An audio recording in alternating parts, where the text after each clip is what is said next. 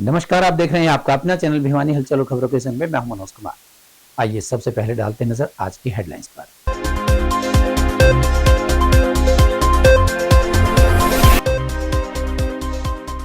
शिक्षा board chairman ने किया मार्किंग सेंटर का निरीक्षण।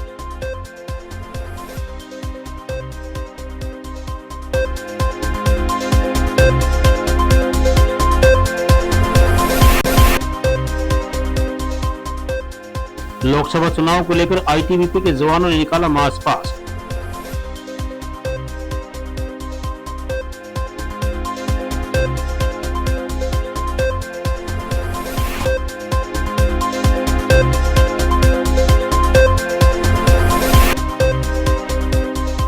भारत मुक्ति मोर्चा ने चुनाव में ईवीएम की पारदर्शिता पर उठाए सवाल, सड़कों पर किया प्रदर्शन।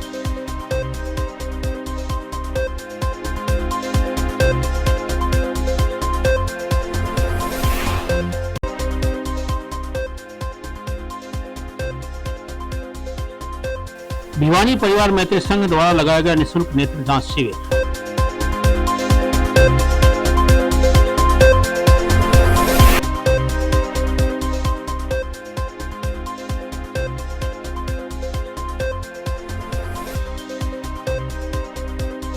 चैत्र नवरात्रि की समाप्ति में मंदिरों व घरों में की गई मां दुर्गा की पूजा।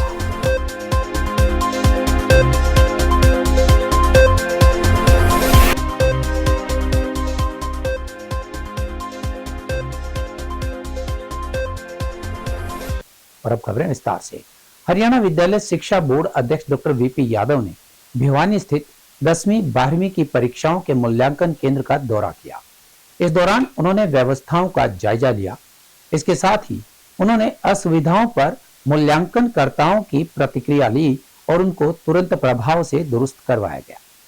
बोर्ड अध्यक्ष ने बताया कि मूल्यांकन प्रक्रिया के लिए पूरे प्रदेश भर में 45 मूल्यांकन केंद्र बनाए गए हैं और प्रत्येक मूल्यांकनकर्ता को 200 कॉपियां ही मूल्यांकन के लिए दी गई है।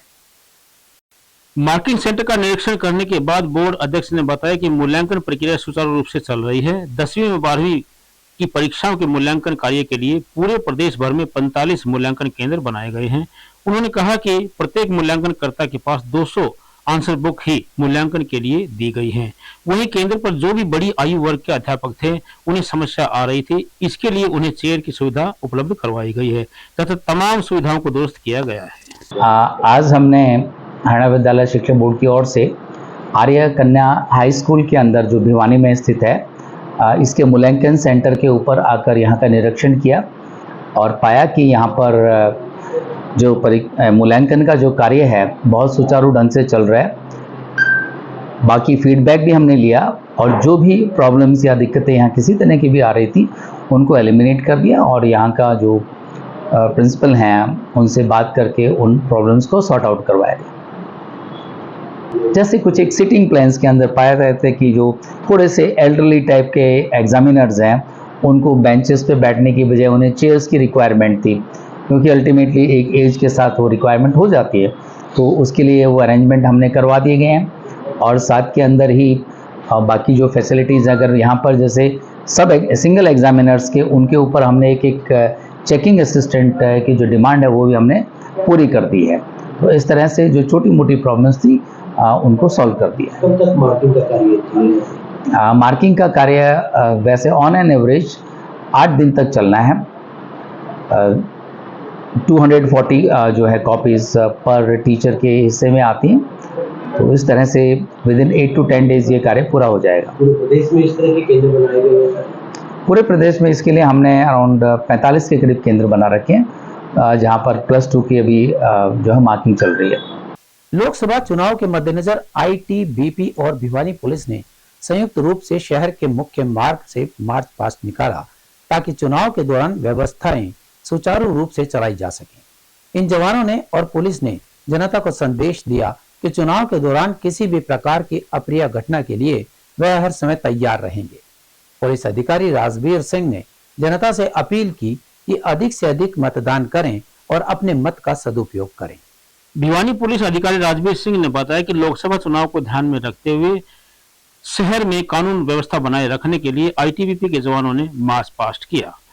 उन्होंने बताया कि प्रशासन मार्च पास्ट के माध्यम से जनता को आश्वासन देता है कि चुनाव को शांतिपूर्ण ढंग से करवाया जाएगा और शहर में किसी भी प्रकार की अप्रिय घटना पर पुलिस के जवानों द्वारा पैनी नजर रखी जाएगी। इलेक्शन के संबंध में फोर्स आई हुई है जी, अपनी ड्यूटी कर रही हैं।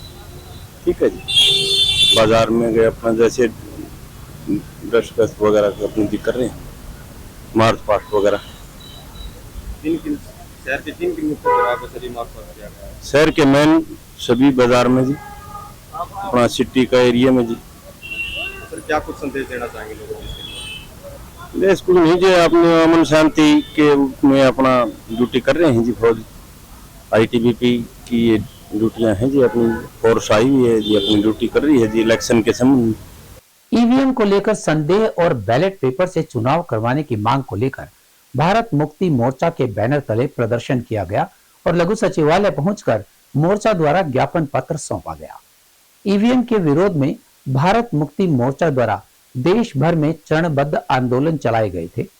सुरेश प्रजापति ने इस बारे में कहा कि ईवीएम के माध्यम से चुनाव प्रक्रिया सदैव से ही विवाद के घेरे में रही है, लेकिन सत्ताधारी दल ईवीएम को हटाने के लिए केवल इसलिए राजी नहीं है कि उनके हाथ से कुर्सी न फिसल जाए।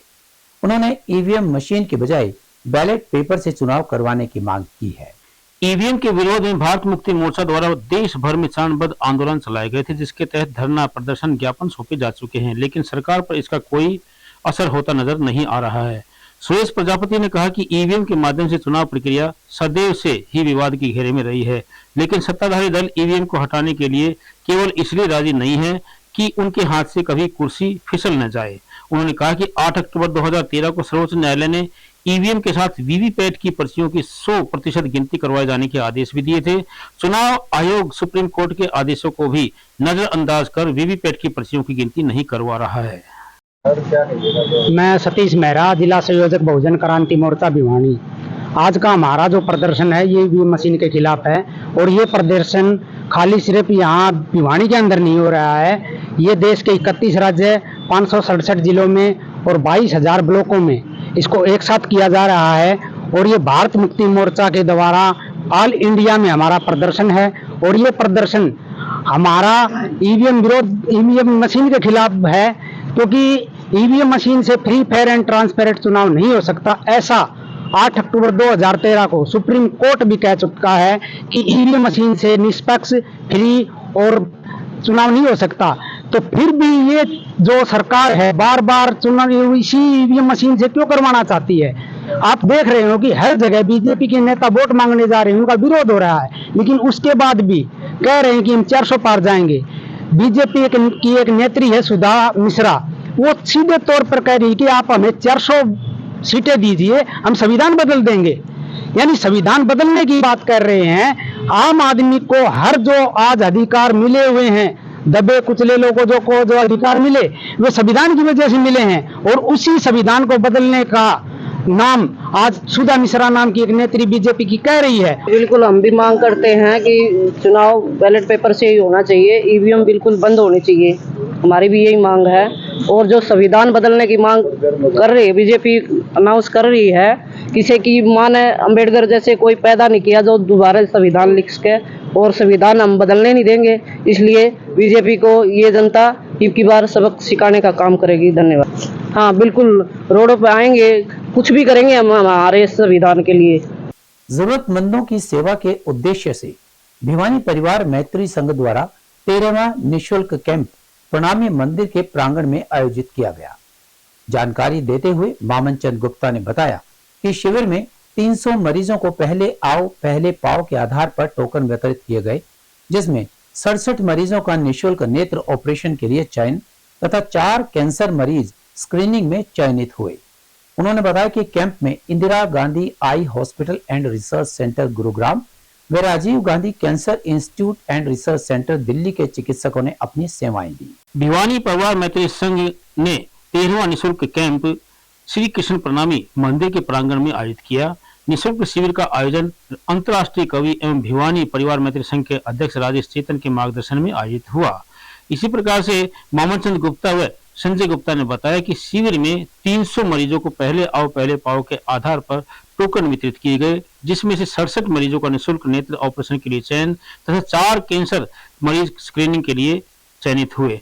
उन्होंने बताया कि कैंप में Indira Gandhi Eye Hospital and Research Centre Gurugram व Rajiv Gandhi Cancer Institute and Research Centre Delhi के चिकित्सकों ने अपनी सेवाएं दी। रामनवमी के पावन उपलक्ष्य में हम भिवानी हॉस्पिटल अपना यहाँ परिवार के साथ हम राजीव गांधी कैंसर इंस्टीट्यूट रोहिणी से हम आए हैं। हमारी पूरी टीम आज हम कैंसर की जांच करेंगे, जिसमें मुख्यतः पुरुष में मुख का जो ओरल कैंसर जिसको बोलते हैं उसकी जांच रहेगी। महिलाओं में स्तन जांच जिसे कहते हैं, स्तन कैंसर की जो जांच होती है वो, और बच्चेदानी की जांच जो होती है कैंसर की, उसकी जांच आज रहेगी। साथ में ही निःशुल्क बीपी शुगर रहेगा। तो आप सभी से मेरा यही निवेदन है कि जितने अधिक से अधिक लोग जुड़ के इस सुविधा का फ़ायदा उठा सकते हैं, जुड़ें, आके अपनी निःशुल्क स्वास्थ्य जांच करवाएं और कैंसर जैसी बड़ी महामारी से अपने आप को हम पहले ही अगर बचाव कर सकते हैं, अगर उसका शुरुआत में ही इलाज संभव है, तो ज़्यादा से ज़्यादा अधिक लोग जुड़ें और इस सुविधा का जो भिवानी परिवार द्वारा ऑर्गेनाइज किया गया है उसका सुविधा का लाभ उठाएं। भिवानी परिवार मैत्री संघ जो कि दिल्ली में या एनसीआर में भिवानी के जो लोग हैं, जो भिवानी में जिन्होंने जन्म लिया है या भिवानी से कनेक्शन है और दिल्ली और एनसीआर में जाकर काम धंधे की वजह से बस गए, उनके द्वारा भिवानी परिवार मैत्री संघ एक संस्था बनाई गई है। उस संस्था में लगभग 1500 के करीब सदस्य हैं और वो संस्था सामाजिक कार्यक्रम करती रहती है। उसी कड़ी में हर महीने के तीसरे बुधवार को भिवानी की कृष्ण प्रणामी मंदिर में एक आंखों का कैंप लगाया जाता है, आंखों का और कैंसर स्क्रीनिंग का। आज रामनवमी के उपलक्ष्य में ये कैंप आयोजन किया जा रहा है। हर महीने का तीसरा बुधवार है, आज भी बुधवार है और ये बड़ा प्रभु की कृपा है कि आज रामनवमी का भी शुभ अवसर है।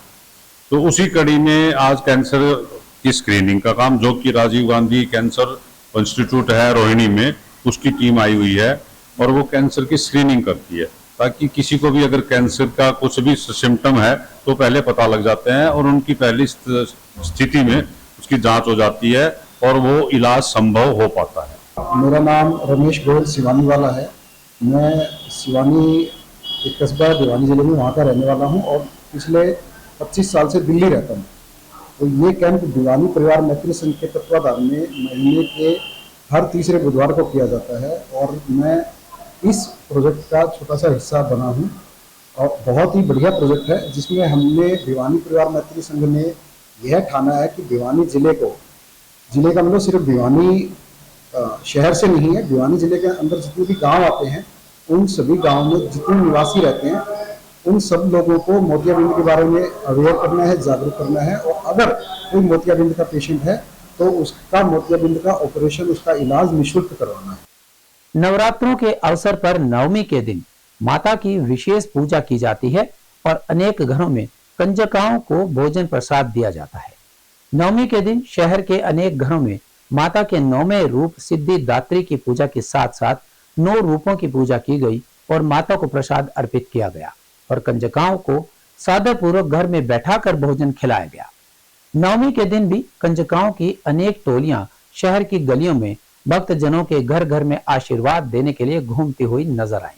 चैत्र नवरात्रों के 9वें दिन सिद्धिदात्री माता की पूजा भिवानी के विभिन्न मंदिरों में और घरों में की गई। नवरात्रि पूजा समाप्ति पर महिलाओं ने अपने अपने घरों में माता की स्वरूप कंजकों को हलवा व चने का भोग लगाया और पिछले 9 दिनों से किए जा रहे व्रत को भी खोला।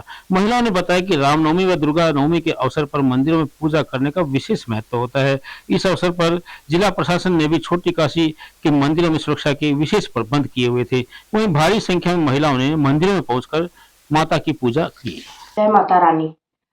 आज नवरात्रि का 9वां दिन है। इस दिन माँ सिद्धिदात्री की पूजा की जाती है। वह सभी भक्तगण 9 नवरात्रे पूरे होने की खुशी में कन्या पूजन करते हैं। इस दिन कन्याओं को स्वच्छ आसन पर बिठाकर उनको चंदन, अक्षत और फूलों द्वारा उनकी पूजा करके रोली लगाते हैं, चंदन का तिलक लगाते हैं, मोली बांधते हैं और चुंदड़ी उड़ाते हैं और उन्हें हलवा, पूरी और काले चने का प्रसाद भोजन के रूप में देते हैं और नारियल और मिश्री का प्रसाद देते हैं। एक बालक को भैरव बाबा के रूप में भी इस दिन भोजन करवाया जाता है। माँ सिद्धिदात्री अपने भक्तगणों पर खुश होकर उन्हें सभी सिद्धियों की प्राप्ति करवाती हैं। रामनवमी के अवसर पर माँ जगदम्बे की पूजा अर्चना की गई, जिसमें सभी विद्यालय के विद्यार्थियों ने बढ़ चढ़ के भाग लिया।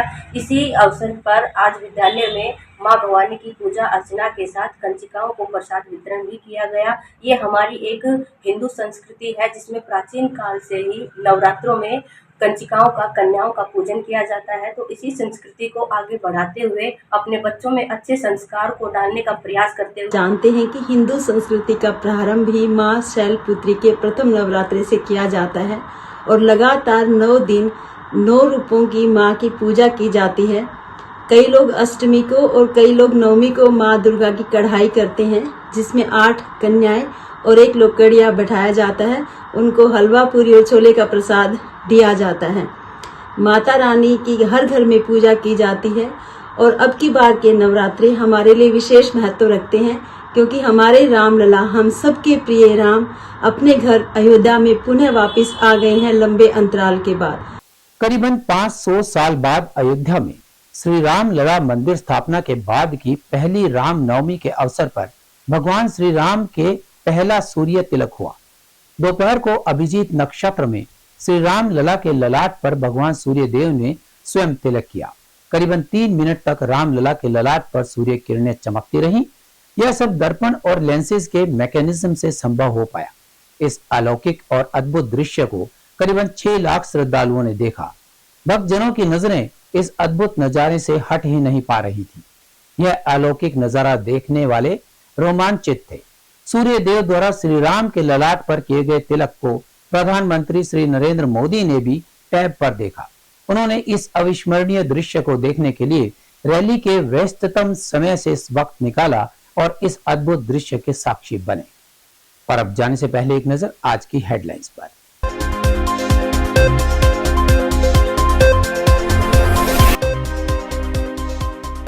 शिक्षा बोर्ड चेयरमैन ने किया मार्किंग सेंटर का निरीक्षण।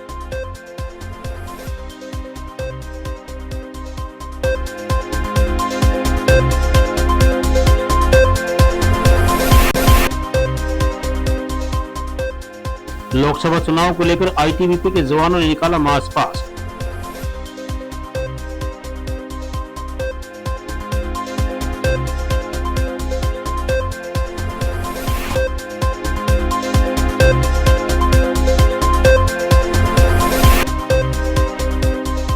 भारत मुक्ति मोर्चा ने चुनाव में ईवीएम की पारदर्शिता पर उठाए सवाल, सड़कों पर किया प्रदर्शन।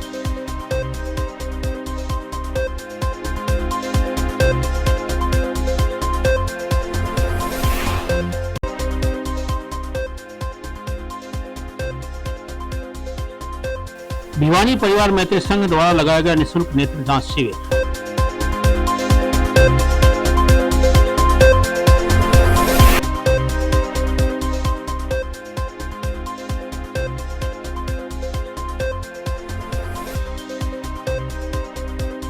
चैत्र नवरात्रि की समाप्ति में मंदिरों व घरों में की गई मां दुर्गा की पूजा।